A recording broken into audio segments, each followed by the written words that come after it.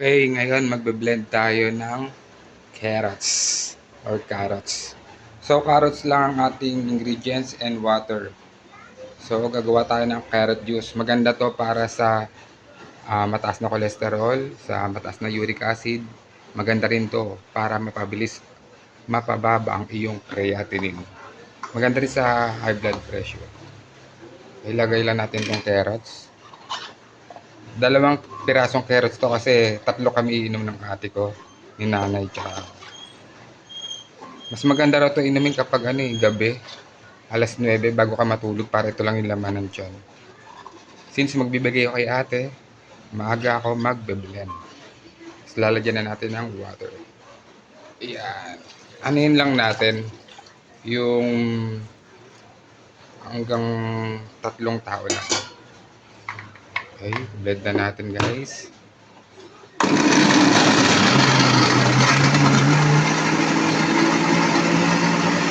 Pause ko muna yung video guys. Yan guys. Okay na siya. Tanggalin na natin.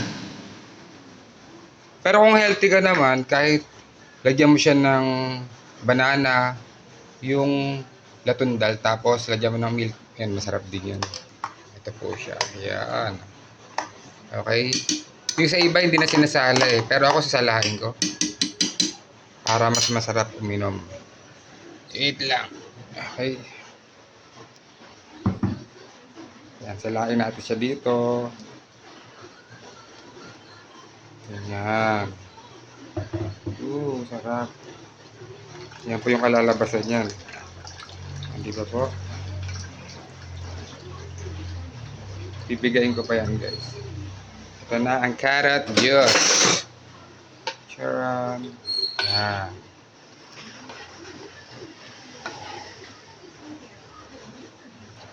Maganda po ito guys. Tikman natin. Sarap. Thank you guys.